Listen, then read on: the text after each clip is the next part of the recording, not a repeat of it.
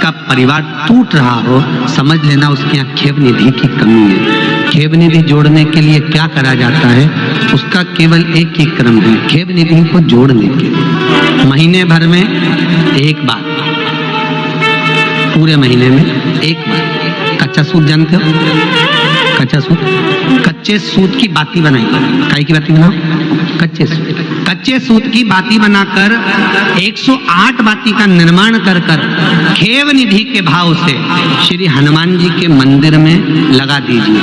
आपके बहू बेटे में अगर लड़ाई है, सास बहू में लड़ाई है, भाई भाई में लड़ाई है, कहीं संबंध विच्छेद हो रहे हैं, किसी का तलाक जैसा हो रहा है, तो वो वापस जुड़ने की कतार पर आ जाता है। जोड़ने का जो प्रयास कर रहे हैं कई लोग तो ऐसे हैं, उनका आज तक हनुमान चालीसा पढ़ना नहीं है, आज तक कोई चालीसा, चाहे गायत्री चालीसा हो, लक्ष्मी चालीसा हो, शिव चालीसा हो, पढ़ना ही नहीं आती, बस बैठ गए भगवान के सामने और पढ़ लिया आसन लगा के। नहीं नहीं नहीं, चालीसा पढ़ने का भी एक नियम है।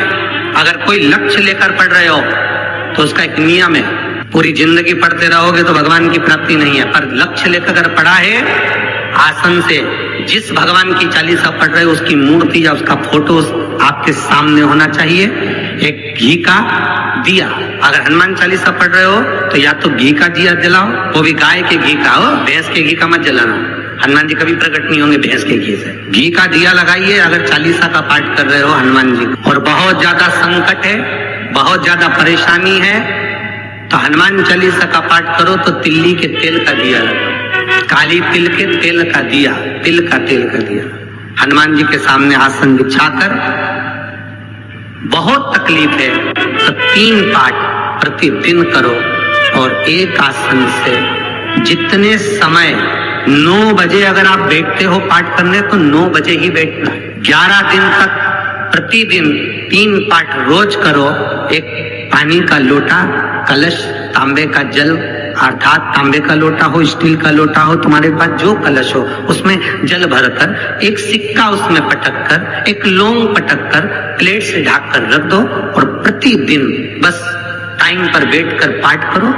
11 दिन पूर्ण होंगे, जिस कामना से आपने पाठ करा है बस वो सिक्का, वो लौंग कलश में से निकाल लो, जल का आचमन करो और जिस काम के लिए करा है वो जल उस प्रयोग में ले लो। उस प्रयोग, किसी से बात करने जाना है तो वो जल पी कर जाइए, कोई से हाथ मिलाना है तो वो सिक्का, वो लौंग अपने हाथ में अपने साथ।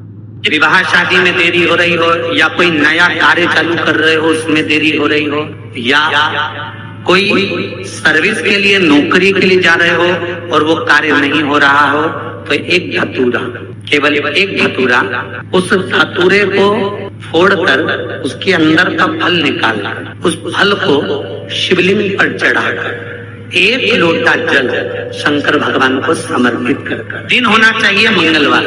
कौन सा दिन होना चाहिए? जम के बोलो जरा, मंगलवार। समर्पित करो। उसके बाद में आप विवाह के लिए अगर समर्पित करे हैं तो विवाह में देरी नहीं होगी।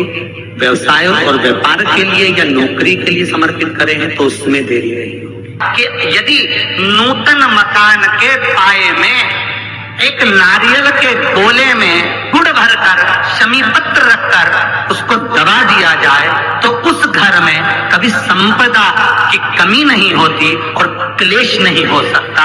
चाहे कितनी भी अहंकारी बहू क्यों ना, चाहे कितना भी अभिमान, अभिमतता रखने वाली सास क्यों ना बहू, उस सास बहू में प्रेम ही रहेगा, क्लेश नहीं हो सकता, उसमें विवाद नहीं हो सकता।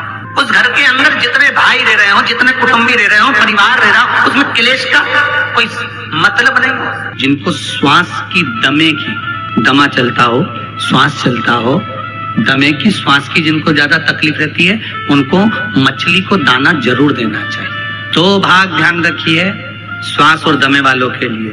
एक कभी बेलपत्री के पेड़ के नीचे या पीपल के पेड़ के नीचे जाओ, थोड़ा सा आटा सेक लो, उसमें शक्कर मिला लो, डब्बी में रख लो, श्वास दमे वाले को वो आटा उठाकर अपना नाम गोत्र बोलकर पीपल के पेड़ के नीचे डाल दो। चींटियों के लिए थोड़ा सा भाग चींटियों के। और एक कभी मौका मिल जाए हफ्ते में, 2 हफ्ते में, महीने भर में एक बार मछली का दाना अवश्य दी। थोड़ा सा आटा ले गए, थोड़ा तोड़ के देते गए, अपना नाम गोत्र बोलकर उसको देते जाओ।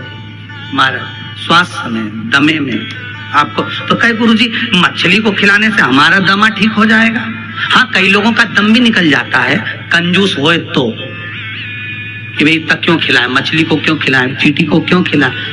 हो सके कई कई कंजूसड़े होना तो उनका मन नहीं लगे। और दुनिया के लिए बहुत कुछ करा, परिवार के लिए, कुटुंब के लिए, सबके लिए बहुत कुछ करा, पर आपको यश नहीं मिल रहा।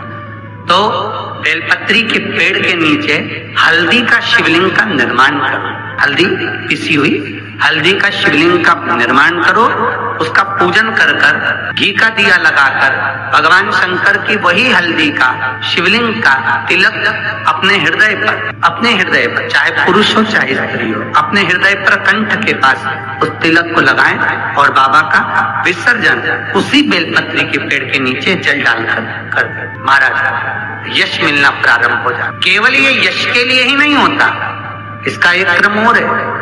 मान लो आप किसी मीटिंग में बैठे हो, किसी अच्छी जगह पर बैठे हो, किसी कंपनी के इंटरव्यू में बैठे हुए हो, कोई कंपनी आपके कॉलेज में आई है और आप उसमें सिलेक्ट नहीं हो रहे, तो उसके लिए भी ये कार्य पूर्ण है, उसके लिए। और ये कहां पर भी काम आता है महाराज। मान लो आप किसी कार्य के लिए जा रहे हो और वो कार्य बहुत जरूरी है कि इस व्यक्ति से मुझे ये पैसे निकलवाना है, इस व्यक्ति से मुझे ये काम निकलवाना है, और वो व्यक्ति बहुत दिन से हाथ में आ ही नहीं रहा, तो उसके लिए भी ये कार्य किया। अर्थात कीर्ति शुद्ध हो, पवित्र हो और यश की प्राप्ति। हल्दी का परीक्षा में बैठने वाला व्यक्ति, एक परीक्षा में बैठने वाला लड़का लड़की, कोई एग्जाम में बैठ रहे हैं, कोई परीक्षा में बैठ रहे हैं और वो एग्जाम निकल नहीं रहा, तो गाय के दोनों सींगों के अग्रभाग, ऊपर का भाग, उसको हमारे यहाँ कैलाश पर्वत माना गया, उस पर शहद लगाकर, उसके अग्रभाग में शहद लगाकर, बेलपत्री के मध्य भाग में उस सींग का शहद लेकर मध्य भाग में लगाकर शिवलिंग पर चिपका दीजिए सामने, और ओमकार का नाद कर कर उस पत्ते को निकाल लीजिए, उसका शहद मस्तक पर चंदन में घोल कर तिलक लगाकर परीक्षा में जाकर बैठिए। आप जितना याद कर कर गए हो, आपके सम्मुख में, आपके एग्जाम में वही आएगा जो आपने याद किया है और आप उसको क्लियर कर सकते। रात्रि को 12 बजे से लेकर सुबह 4 बजे तक शंकर भगवान पर तुलसी चढ़ती है और भगवान लड्डू गोपाल पर, शालिग्राम भगवान पर बेलपत्र चढ़ती है।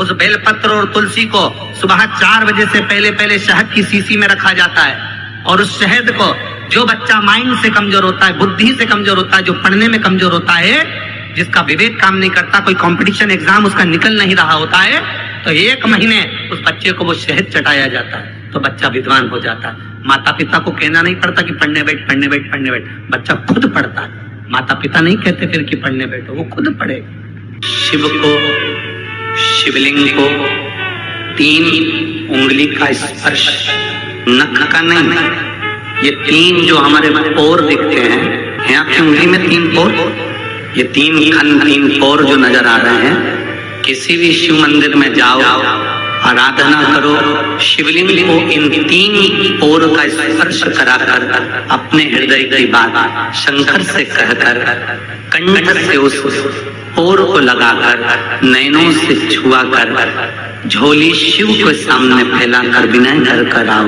बाबा तेरा दिया हुआ खा रहे हैं, तू संभाल लेना, जो दुख, जो तकलीफ, जो कष्ट, जो बीमारी आए, तू झेल लेना बाबा। और अपनी, अगर आपने अभी तक हमारा चैनल सब्सक्राइब नहीं किया तो अभी सब्सक्राइब करें और बेल आइकॉन को क्लिक करके हमारी लेटेस्ट वीडियोस के बारे में अपडेट जानें।